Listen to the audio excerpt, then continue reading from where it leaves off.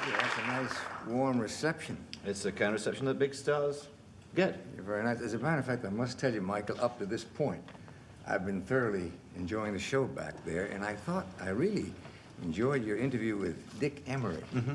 You know, he said something that I think every performer and actor would agree with when he said, you know, every actor, performer hides behind the character, but it doesn't have to be a really out-and-out character the way Dick was talking about. I think every character that you play in a movie or on the stage, the actor hides behind.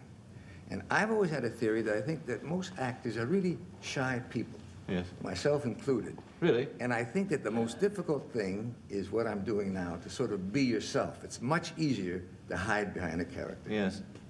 Looking actually at your life story, it occurs to me that no Hollywood scriptwriter could ever invent it. Have you ever thought of making a film about your life?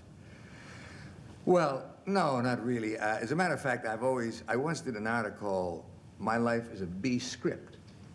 And I think it is. You know, I sometimes think that if you want to tell the truth, you write a novel.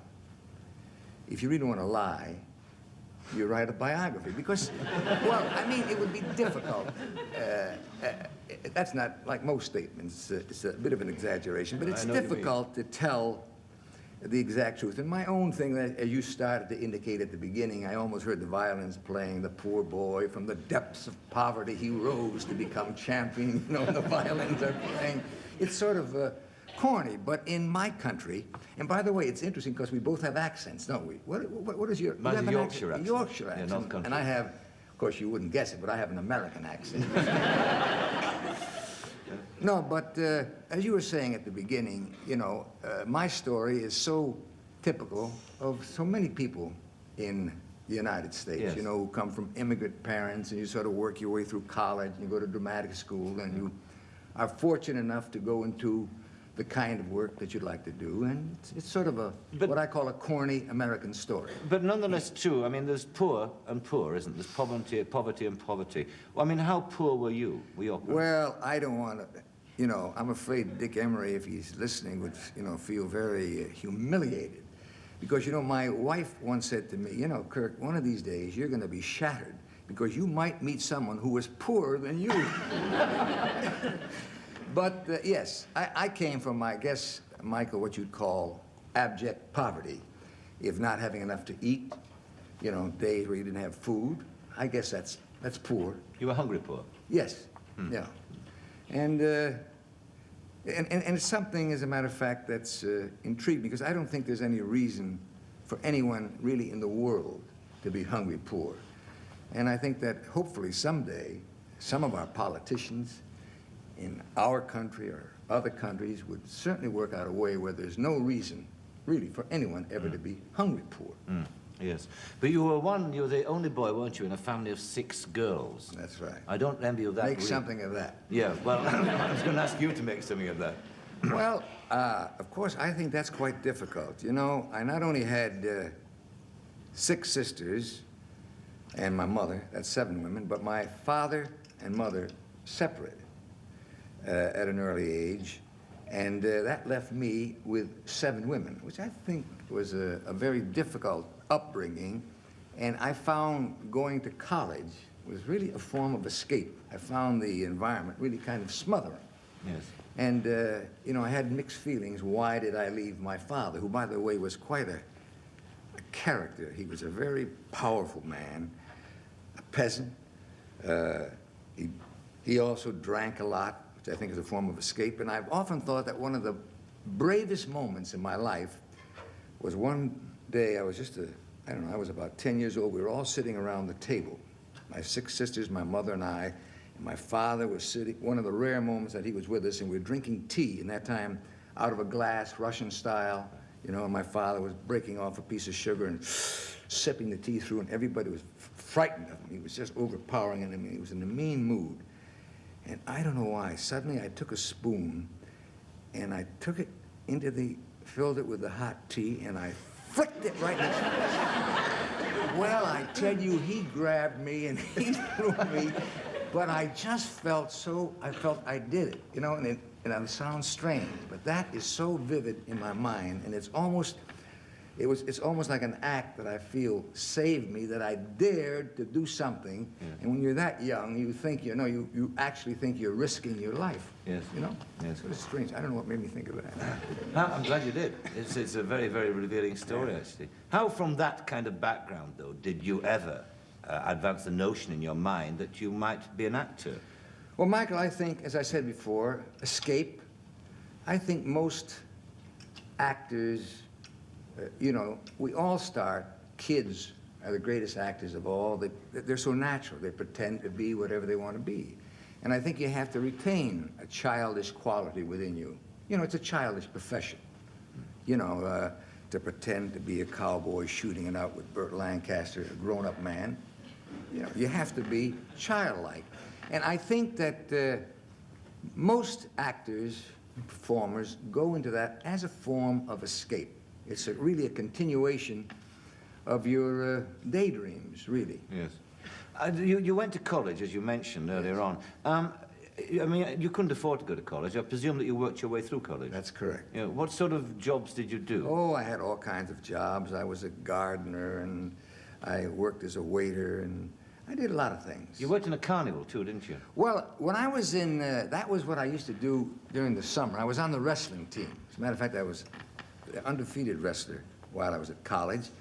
And during the summer, one of the fellows on the wrestling team would be the Masked Marvel, and he wore that thing, and he'd be up on the platform, and then there was a crowd out there, and they were challenging, is there anybody out there who has the guts to challenge the Masked Marvel? And I then was playing the heroic role, and I said, I'll take him on, and I jumped up, and then we'd wrestle. We'd have a wrestling match, and then we'd clear out the tent, and they'd have another bout, and then it was a fight to the finish, and I'd make like $10, $12 a night, and Yes. that was a way of making some money. And then we'd all go out. My Masked Marvel friend and I would all go out and have a beer or something.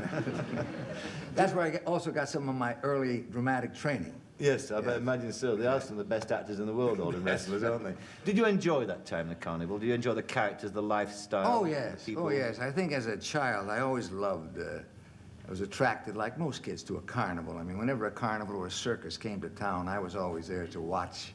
Yes. Watch the different acts. I love the idea of a train coming in and seeing the tents go up and watch the excitement that night. Yes, that to me was, I think, to most kids, and it's something that sort of stayed with me because really, the profession I'm in now is quite similar to that. You were aiming, of course, at that time in your life toward a career on the stage, weren't you? You were Yes. very much stage-orientated then. Yes. Can you remember your Broadway debut? Oh, I certainly can. I mean, the first thing that I ever did on the Broadway stage was I came in at the end of the second act singing a telegram to Grace George and C. Aubrey Smith. That was my debut on Broadway. And then, as a matter of fact, it went steadily downhill because my next performance, I was an offstage echo. I wasn't even on stage. There was someone on the stage who played a part of a soldier. The part that I wanted to play was going off to the wars. It was Chekhov's Three Sisters, and he was saying goodbye to the forest, and he was yelling, "Yo-ho! Yo-ho!" That was my second performance. Yeah. How on earth, then, from these small beginnings, did you get to come to the attention of Hollywood? Well, you keep trying, and as a matter of fact, I was fortunate. I was in several Broadway plays. None of them were successes. And then a very dear friend of mine, Betty Bacall, who later became Lauren Bacall, was talking to Hal Wallace, and I was in a play, and she said, look, if you go to New York, you got to look up this actor that I went to school with called Kirk Douglas. And he gave me my first offer, which I turned down at that time because I had no intention. I never thought of myself as a movie actor. I always thought, so in a sense, I'm a failure because I always thought I was going to be a Broadway star, which I never became. So it was only months later, out of desperation, when my wife at the time was pregnant with my son, Michael, who since then has done quite well, that I needed money, and I wondered if he still wanted me.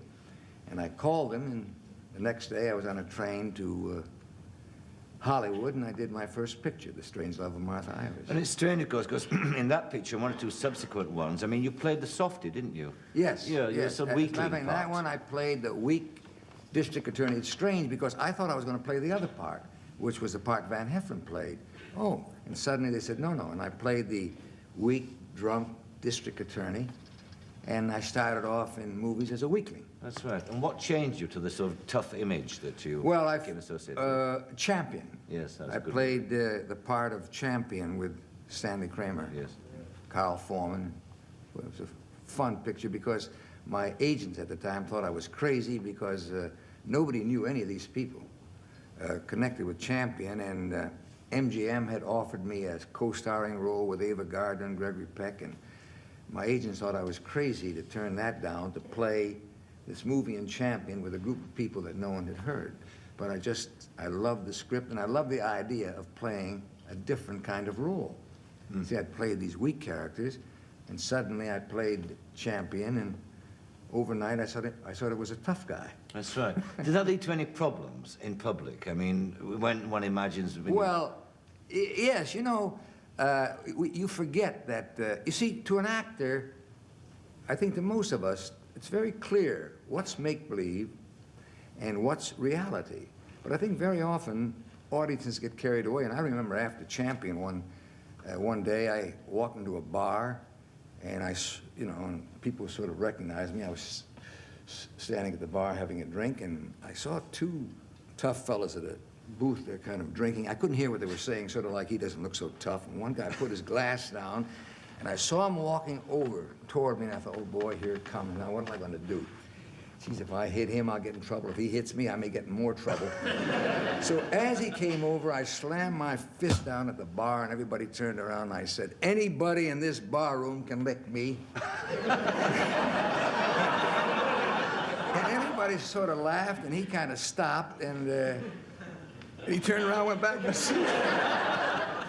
I don't know. He had nothing to prove. That's right, very disarming, totally. Yes. What about general recognition, though? Because, I mean, wherever you go, you're very everyone has identifiable. I think that everyone has their crazy stories, Right. and so many funny things happen.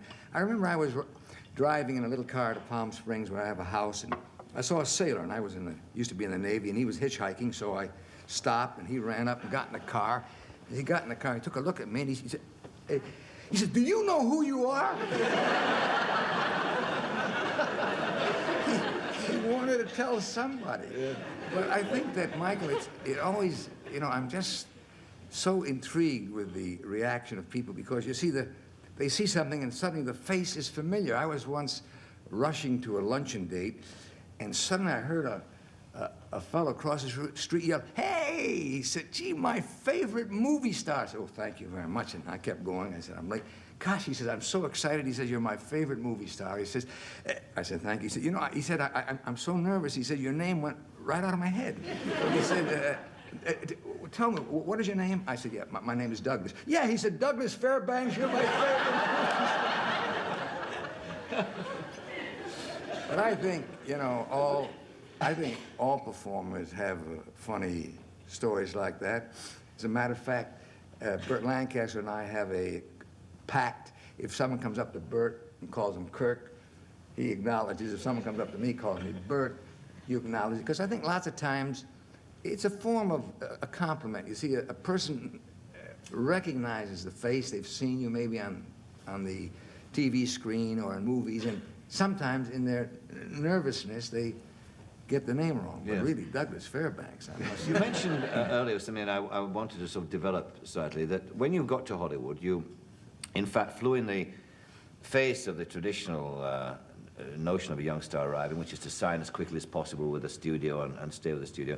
In fact, you retained from a very, very early stage in your career an independence, didn't you, from studios? Well, when I first came to Hollywood, everyone was under contract to a studio. Right. Excuse me, now that's quite rare. But at that time, everyone was. I didn't have a contract. I've never had. Well, I had one contract with Warner Brothers for a picture a year that I got out of. Fine, I couldn't take it. I didn't like it. And I did a picture for nothing to get out of the contract. So I've always been a loner in that sense. I didn't always like it because you really felt alone. Most people had their own group. They could complain about things, but they belonged to a studio. And I never did. I worked in all different studios, but I never did have a studio that I belonged to. You, in fact, formed your first production company in about 1950s, wasn't it? 1956 That's or so, right. wasn't it? I called my company Bryna, B-R-Y. As a matter of fact, that's my mother's name. And my mother, a Russian peasant, you know, I'd come home and she was so proud. Oh, she says, my son, you know, his name is in lights. She was always bragging to all her friends. So one day I said to my mother, I said, listen, and she would always say, America is such a wonderful land. My son, he's a movie star, his name in lights. I said, Mom, you think America is such a wonderful land? It can put your name in lights. She started to laugh. I called my company Bryna, and a year later, I took her in a limousine to Times Square, and I pointed out to her, there was a big theater opening, and in lights, it said, Bryna presents Spartacus. I said, you see, Mom? Your name in lights. And she said, America is such a wonderful land. That's lovely. Yeah.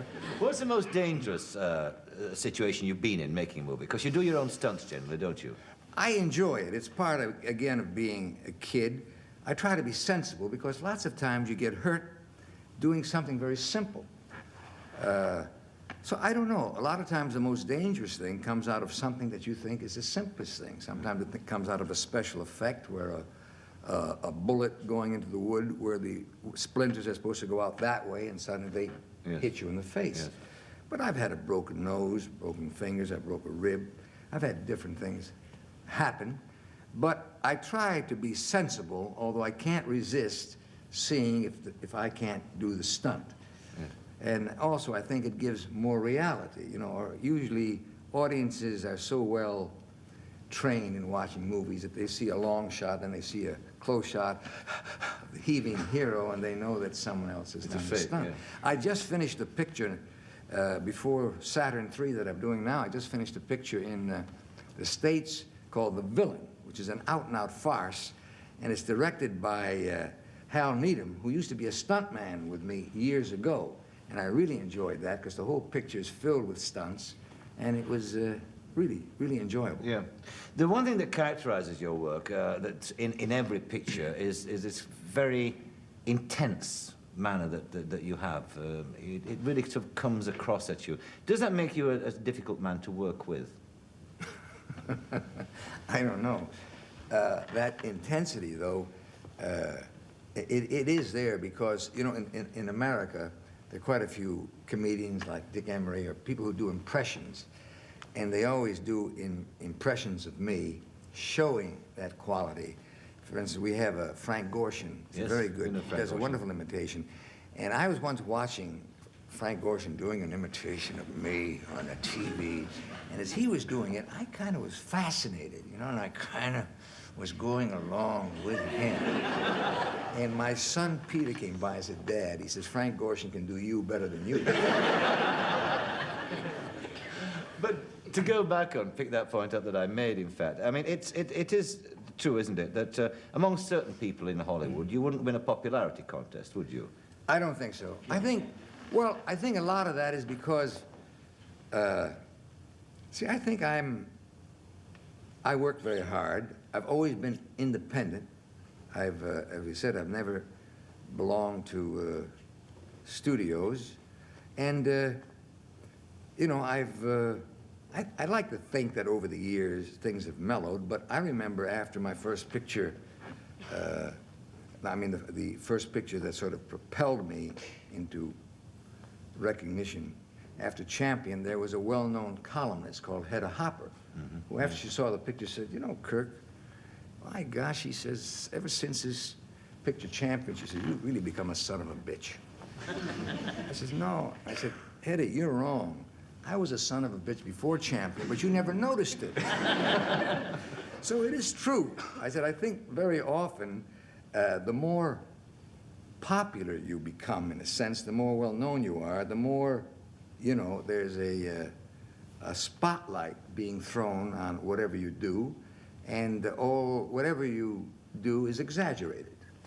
And I think, generally speaking, faults are much more interesting than virtues. As a matter of fact, you told a story about Billy Wilder, saying, Billy Wilder's told many stories, a wonderful director. Yes. I did a picture with him, Ace in the Hole, and Billy Wilder tells a story when they were doing The Defiant Ones, which was a picture about a black man and a white man. Billy says, you know, he said, they first went to Marlon Brando to play in this picture. Marlon said, yes, but I play it, but I want to play the black man. Well, then he said they went to Robert Mitchum. And Robert Mitchum says, I'm not going to play any movie with any black fellow. He says, then they went to Kirk, and Kirk says, yes, but I want to play both parts. So maybe, you know, in jokes, there's a little bit of truth. And I think that I have always had see, I love making movies, and I love to work in all phases of it. I think that's probably why I organized my own company. Yes. Because I liked finding a property. I liked finding directors. I liked like Stanley Kubrick. I liked giving Walter Matthau and George C. Scott their first jobs in movies. I mean, I find that exciting. I love talent, and I love the profession that I'm in. Talking about Kubrick, you made 2 films with Kubrick. You made Spartacus, and you made what I think is possibly the best anti-war film ever made, which is Paths of Glory. Yes. Yeah. Yes. You're very fond of that movie, aren't you? Oh, I think it's an excellent film, and I still think it's one of Stanley's best films. I had seen, he had done a little movie called The Killing, which was a wonderful movie. Nothing had been done with that, and I was just intrigued with his talent as a director and wanted to meet him. And he had this script, Paths of Glory, and of course, he couldn't get the money to finance it. And I read it, and I just thought it was a beautiful script. And I said, I'll get the money for it. And I finally cajoled United Artists to put up the money, and they weren't very willing to do it, just as it took 15 years to do One Flew Over the Cuckoo's Nest. But finally, we got the money, and Stanley made what I think is a great anti-war picture. It's a movie that will be shown so long as people watch movies. I mean, it's timeless because it's so good. You know, for years it was banned in France. Yes, it was I know only that. until about, which amazed me because obviously it's just it's a true story based on a World War I incident, Right. but it's a good, it makes an anti-war statement. But it was only about 5 years ago that they permitted it to be shown. Right. Now, you're obviously a man who's very proud of his association with the movie industry and proud of lots of the films that you've done. I'm proud, too, of your own performances in some of those movies. Yet, you've been there 32 years, made a lot of movies. You've been 3 times nominated for an Oscar and never yet won one. No. Do you feel you should have won one? Well, as a matter of fact, no, it's never a question of do you feel you should. There's quite a few movies where I almost thought in Detective Story and in Spartacus, a few other movies that I was definitely going to get nominated. You can't say you feel you should.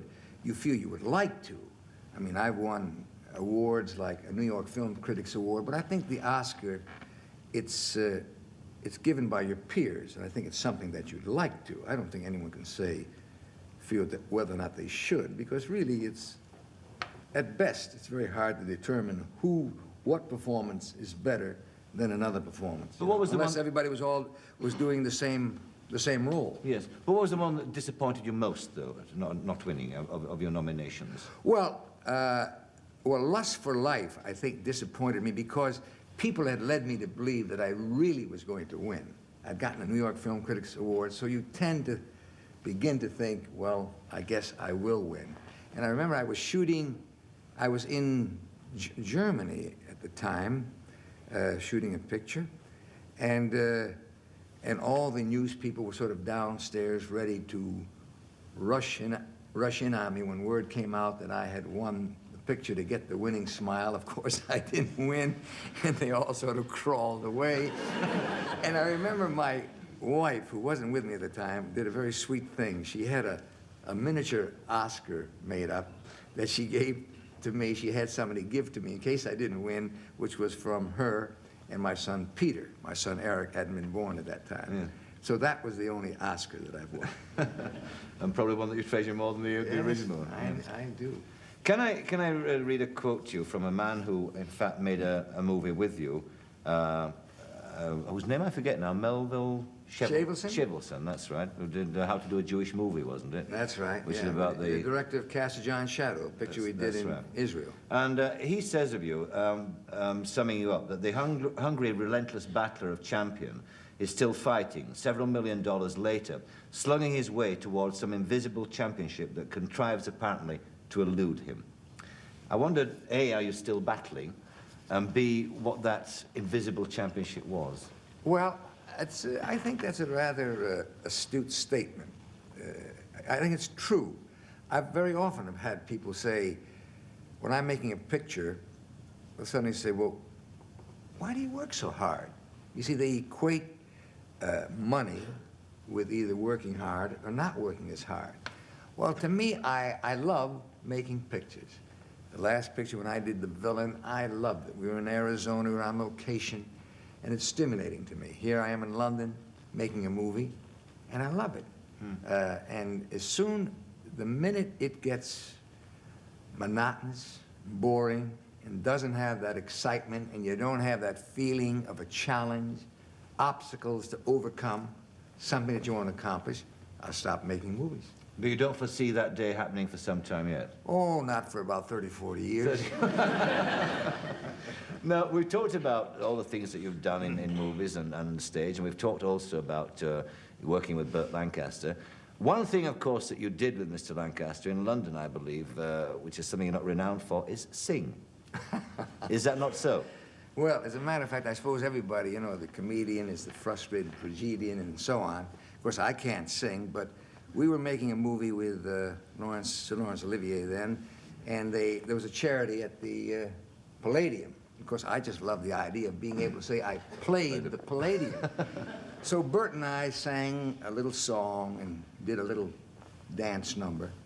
So we were able to say that we played the Palladium that night. Oh, that's a nice one for your grandchildren, isn't it? That's right. Granddad played the Palladium, yeah. What was it? Well, we did a little number together. As a matter of fact, it was an old song. Let me see if I remember the words. London isn't everybody's cup of tea. Visiting Americans complain. But I'm here to tell you that I disagree, 'cause I've a yen for singing in the rain. Maybe it's because I'm a Londoner that I love London so. Maybe it's because I'm a Londoner that I think of her wherever I go.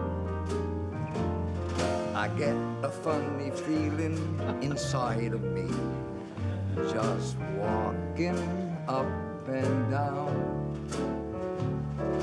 Maybe it's because I'm a Londoner that I love London town.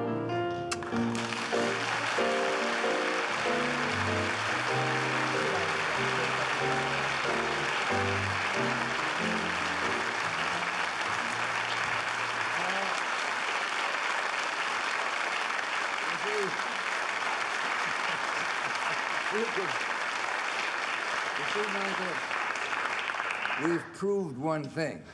I may not know how to sing, but I got a lot of guts. I was thinking they could do the, although Maurice Chevalier role, that's with some style and a voice like that. Thank you, Harry. Harry Stoneham, he accompanied everyone. Kirk, Douglas, Fred Astaire, Bing Crosby, all the great musicians. Kirk, you've been a very welcome guest on my show. Thank you very much for coming on. I hope the next time that you're over that you'll pay us a compliment of coming again. Michael, I would enjoy it. I look forward to it. I know that, remember we talked before a group of students quite a few years ago. Theatre, yeah. And I enjoyed it, and I really enjoyed this evening, and I hope we'll have a chance to do it again. Huh? Kirk Douglas. Thank you.